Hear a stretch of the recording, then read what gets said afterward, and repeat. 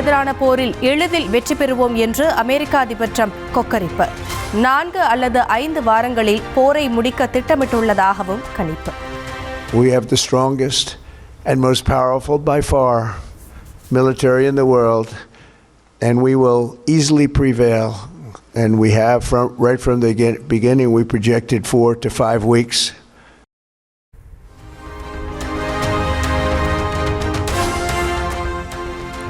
Iran ஏவுகணை திறன் மட்டுமல்லாது அதன் கடற்படையை முற்றிலும் அழிக்க அமெரிக்கா இலக்கு. ஈரானுக்கு சொந்தமான 10 கப்பல்களை கடலில் மூழ்கடித்து விட்டதாக அமெரிக்க அதிபர் ட்ரம்ப் அறிவிப்பு.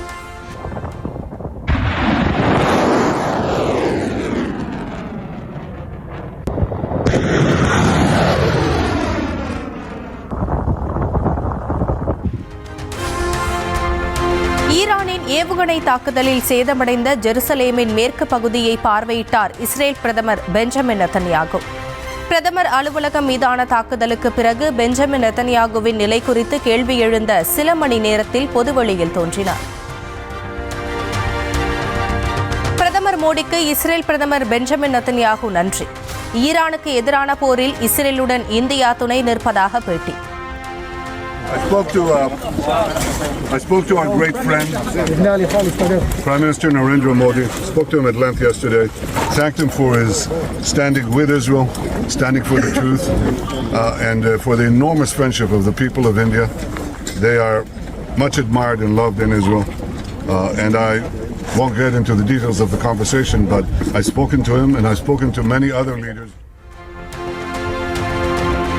ஓமன் கடல் வழியாக சென்ற வணிக கப்பல்கள் மீது ஈரான் நடத்திய தாக்குதலில் இந்தியர்கள் 3 பேர் உயிரிழப்பு. போர் நடைபெற்று வரும் மேற்கு ஆசியா முழுவதிலும் இந்தியர்கள் 20 பேர் காயம். சவுதி அரேபியாவின் பட்டத்து இளவரசர் பஹ்ரைன் மற்றும் ஜோர்டான் மன்னர்களுடன் பிரதமர் மோடி தொலைபேசியில் பேச்சுவார்த்தை.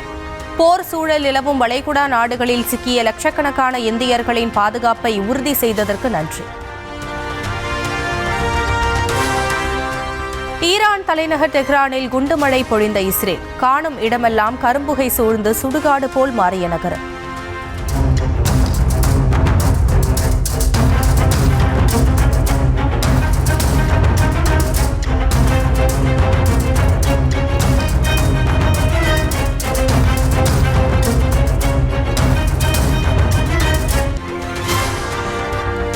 இஸ்ரேல் அமெரிக்க கூட்டுப்படைகளின் தாக்குதலில் ஈரான் ட்ரோன் கிடங்கு சேதம். தாக்குதலுக்கு முன்னும் பின்னும் எடுக்கப்பட்ட சேட்டலைட் புகைப்படங்கள். ஈரான் மீதான இஸ்ரேல் அமெரிக்கா தாக்குதலை தொடர்ந்து மத்திய கிழக்கில் விரிவடையும் போர். லெபனான் தலைநகர் பெய்ரூட்டின் தெற்கு பகுதியில் இஸ்ரேல் வான்வழி தாக்குதல்.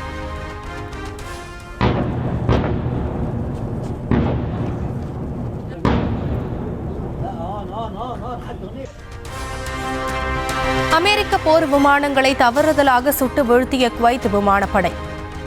F-15E ஸ்ட்ரைக் ஈகிள் போர் விமானங்கள் வீழ்த்தப்பட்டதாக அமெரிக்கா அறிவிப்பு.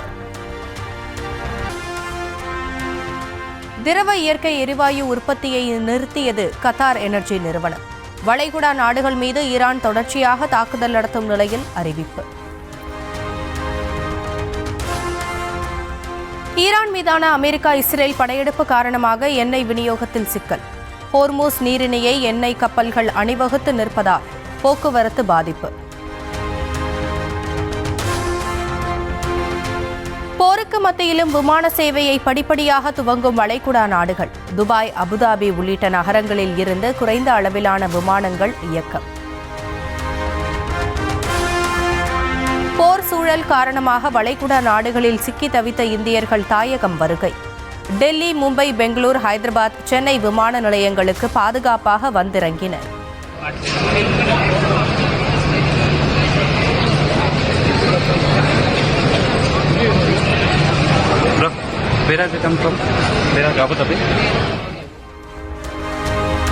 சவுதி அரேபியா ஜெட்டாவில் சிக்கிய இந்தியர்களை மீட்க வசதியாக 10 சிறப்பு விமானங்களை இயக்கும் இண்டிகோ நிறுவனம்.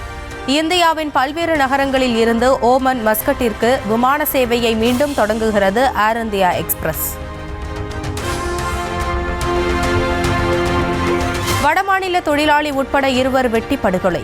நெல்லை மாவட்டம் நாங்குநேரி அருகே இரவு பயங்கரம். நாங்குநேரி அருகே இருசக்கர வாகனங்களில் சென்ற 9 பேர் கொண்ட மர்ம கும்பல் விரிச்சையம். கண்ணில் தென்பட்டவர்களை அரிவாளால் சரமாரியாக வெட்டி சாய்த்ததோடு டீக்கடையில் பெட்ரோல் குண்டுவீச்சு. நாங்குநேரி அருகே கிராமத்திற்குள் புகுந்து இரட்டை படுகொலை செய்த கொடூரர்களை பிடிக்க வலியுறுத்தி மக்கள் சாலை மறியல். சம்பவ இடத்திற்கு நேரில் சென்று நெல்லை சரக டிஐஜி சரவணன், எஸ்பி பிரசன்னாகுமார் பேச்சுவார்த்தை. போலீசாருக்கு எதிராக கோஷம் எழுப்பியதால் பரபரப்பு.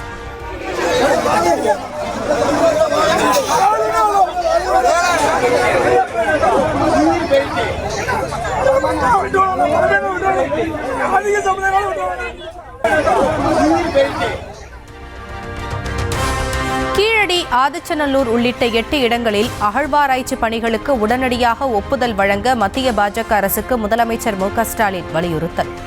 கடந்த ஆண்டு ஜூலை மாதமே சமர்ப்பிக்கப்பட்ட முன்மொழிவுகளுக்கு 8 மாதங்களாக ஒப்புதல் வழங்காமல் நிலுவையில் வைத்திருப்பதாக புகார். தமிழ்நாட்டில் அகழ்வாராய்ச்சியை மேற்கொள்வதற்கு உகந்த காலம் என்பது ஜனவரி முதல் ஜூலை வரைதான் என்று மத்திய அரசுக்கு சுட்டிக்காட்டிய முதலமைச்சர், தவறினால் பருவமழை காரணமாக களப்பணிகள் தடைப்படும், முக்கிய ஆராய்ச்சிகள் தாமதமாகும், நிதி வீணாகும் என்று பதிவு. தமிழ் நாகரிகத்தின் தொன்மை என்பது இந்தியாவுக்கு ஊறு விளைவிக்காது என்று முதலமைச்சர் மு.க.ஸ்டாலின் கருத்து. மத்திய பாஜக அரசு எதை கண்டு பயப்படுகிறது எனவும் கேள்வி.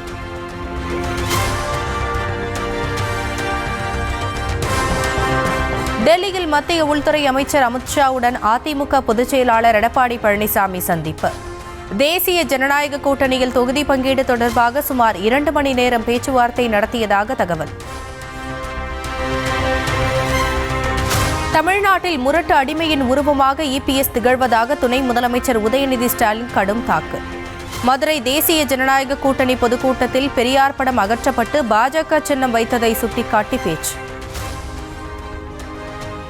அதிமுகவினர் பெரியாருடைய படத்தை வச்சிருந்தாங்க. திரு ஒன்றிய பிரதமர் நரேந்திர மோடி அவர்கள் வர்றதுக்கு முன்னாடி பெரியாருடைய படத்தை அங்கிருந்து எடுக்க சொன்னாங்க. அதையும் கேட்டு அடிமை கூட்டு அங்கிருந்து எடுத்துட்டு பாஜகவுடைய சின்னத்தை அந்த இடத்துல வச்சிருக்கிறாங்க. அதனால தான் நான் அடிக்கடி சொல்வதுண்டு, முரட்டு தொண்டர்களை பார்த்திருப்பீங்க, முரட்டு பக்தர்களை பார்த்திருப்பீங்க. இன்னைக்கு இந்தியாவே ஒரு முரட்டு அடிமையை தமிழ்நாட்டில் திரு எடப்பாடி பழனிசாமியுடைய உருவத்தில் இன்னைக்கு தமிழ்நாடு பார்த்துட்டு இருக்கு. தேசிய ஜனநாயக கூட்டணியில் உள்ளவர்களிடம் பயப்பட வேண்டாம் என்று சொல்லுங்கள். தம்மை பார்த்து பயப்பட வேண்டாம் என்று கூறிய பிரதமர் மோடிக்கு துணை முதலமைச்சர் உதயநிதி ஸ்டாலின் பதில். ஒன்றிய பிரதமர் மோடி அவர்கள் பேசுறார், என்னை பார்த்து யாரும் பயப்பட வேண்டாம், பயப்படத்தக்க ஆள் நான் கிடையாது அப்படின்னு பேசினார். நான் சொல்வதெல்லாம் எங்களுக்கு இந்த பதிலை சொல்ல தேவையில்லை. ஒன்றிய பிரதமர் அவர்களே, உங்களுடைய கூட்டத்தில் உங்களை திரும்பி உங்க கூட உட்கார்ந்து இருக்கிறார், அந்த கூட்டத்துக்கிட்ட நீங்க சொல்லுங்க, பயப்பட வேணாம்னு சொல்லுங்க. புதிதாக ஆரம்பிக்கப்பட்ட கட்சிக்கு வாக்களித்தால் அது செல்லாததாக மாறிவிடும். தாவேகா மீது அதிமுக முன்னாள் அமைச்சர் எஸ்பி வேலுமணி விமர்சனம். வேற எந்த கட்சிக்கு ஓட்டு போடக்கூடாது. புதுசாக ஆரம்பிக்கப்பட்ட கட்சிக்கெல்லாம் ஓட்டு போட்டீங்கன்னா அவ்வளோதான். புதுசாக ஆரம்பிக்கப்பட்ட கட்சியெல்லாம் உங்களுக்கு பற்றி தெரியும். அந்த கட்சியுடைய தலைவர் அவங்க கட்சிக்கார் 41 பேர் இறந்தே பார்க்க கூட இதுவரை போல கரூருக்கு. அந்த ஓட்டெல்லாம் போட்டீங்கன்னா உங்களுக்கு செல்லாத ஒரு திமுக வாய்ப்பாயிரும்.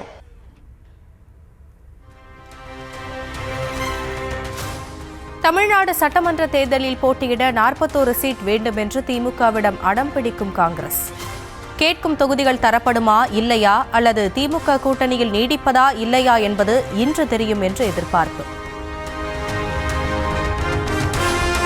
காங்கிரஸ் கட்சிக்கு இன்று மாலை வரை திமுக கெடு விதித்திருப்பதாக தகவல். கூட்டணியில் உள்ள பிற கட்சிகளுடன் தொகுதி பங்கீடு பேச்சு தாமதமாவதால் கெடு.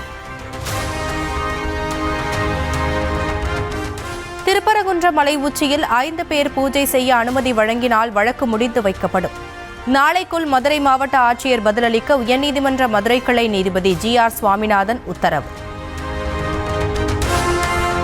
திருப்பரங்குன்றம் மலை உச்சியில் தீபமேற்ற வலியுறுத்தல். பாஜக மாநில தலைவர் நைனா நாகேந்திரன் தலைமையில் ஏராளமானோர் கிரிவலம்.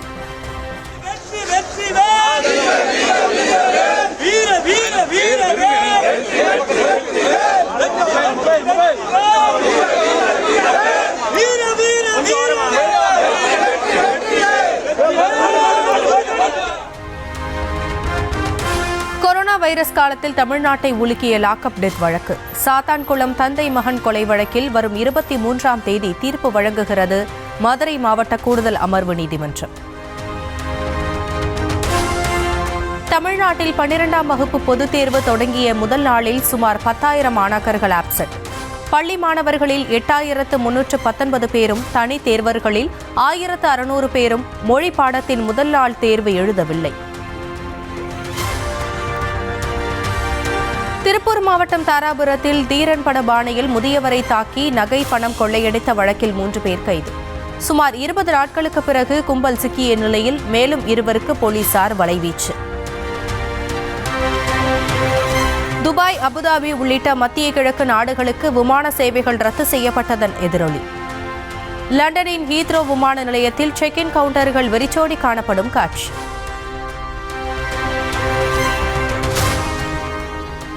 துருக்கியில் சம்பளம் மற்றும் சலுகைகள் குறைக்கப்பட்டதை கண்டித்து சுரங்க தொழிலாளர்கள் போராட்டம். சுரங்கத்திற்கு செல்ல விடாமல் தடுத்த போலீசாரை கீழே தள்ளிவிட்டு சென்றதால் தண்ணீர் பீச்சி அடித்து கலைப்பு.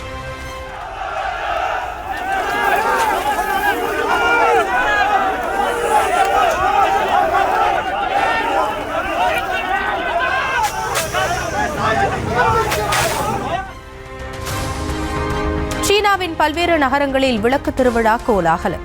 வீடுகள் உள்ளிட்டவை வண்ணமயமான விளக்குகளால் அலங்காரம். மக்கள் பாரம்பரிய நடனமாடி உற்சாகம்.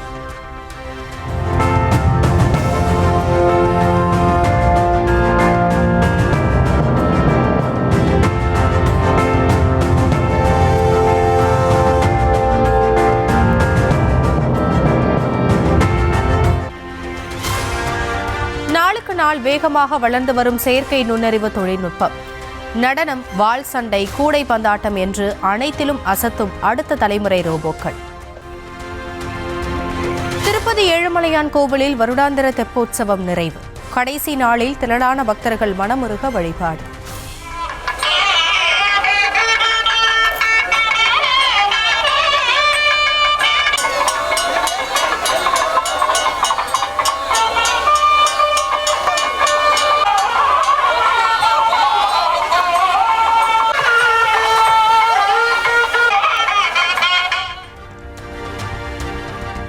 தமிழ்நாட்டின் பல கோவில்களில் தெப்பத் திருவிழா கோலாகலம். மின்னொளியில் ஜொலித்த தெப்ப வாகனத்தில் எழுந்தருளிய சுவாமியை கண்ட பக்தர்கள் வழிபாடு.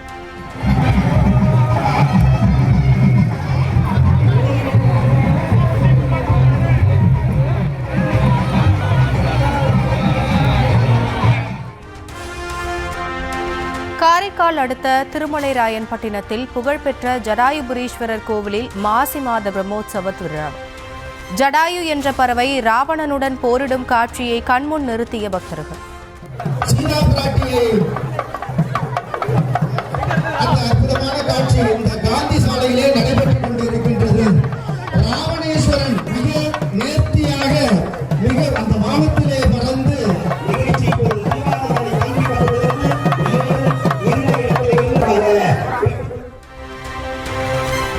நீல விளிம்புடன் இன்று வானில் தோன்றுகிறது சிவப்பு நிலா. இந்திய நேரப்படி மாலை 4:45 மணிக்கு தொடங்குகிறது நடப்பு ஆண்டின் முதல் சந்திர கிரகணம். தர்மபுரியில் உள்ள சக்தி கைலாஷ் கல்லூரியில் நியூஸ் தமிழின் தேர்தல் பயணம் நிகழ்ச்சி. ஆட்டம் பாட்டம் கொண்டாட்டத்துடன் அரசியல் கேள்விகளுக்கு அசத்தலாக பதிலளித்த மாணவர்கள்.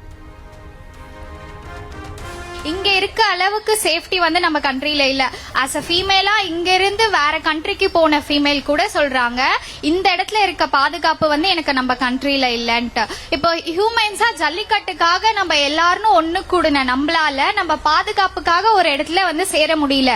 எங்களுக்கு இந்த சட்டம் இந்த இடத்துல மாறியே ஆகணும்னு அழுத்தமா ஏன் நம்மளால சொல்ல முடியல அப்படிங்கிற கொஸ்டின் எனக்கு ரொம்ப நாளாவே இருந்துட்டு இருந்தது. மற்ற கண்ட்ரிஸை கம்பேர் பண்ணும்போது நம்ம கண்ட்ரில வந்து பெண்கள் பாதுகாப்பு வந்து கொஞ்சம் கம்மியா இருக்கு அப்படின்னு நான் வந்து ஃபீல் பண்றேன். நம்ம கொடுத்த அமௌண்ட்காக நம்ம ஓட்டு போட்டாங்க, அவங்களாம் நமக்கு எதுவும் செய்யல, நம்மளும் அவங்களுக்கு செய்ய தேவையில்ல. நம்ம அமௌண்ட் அவங்க கிட்ட இருக்கு, நம்ம அதனால ஆட்சியில் இருக்கோம் அப்படின்ற ஒரு நினைவு அவங்களுக்கு வரும்.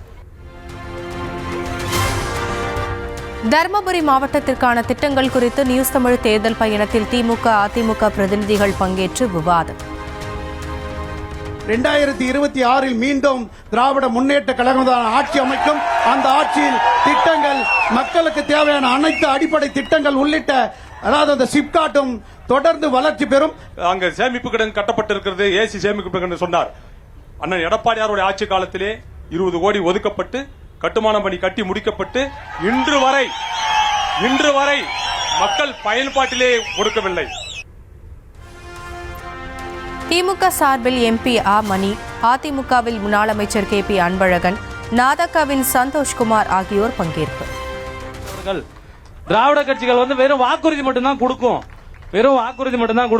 520 வாக்குறுதி கொடுத்திருக்காங்க. எப்படி நிறைவேற்றிருக்காங்க தெரியுமா?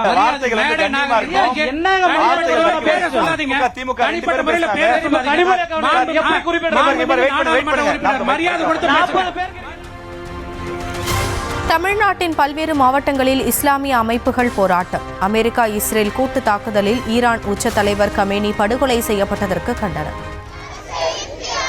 இந்திய அரசே வெல்லட்டும் வெல்லட்டும் வெல்லட்டும் வெல்லட்டும் வெல்லட்டும்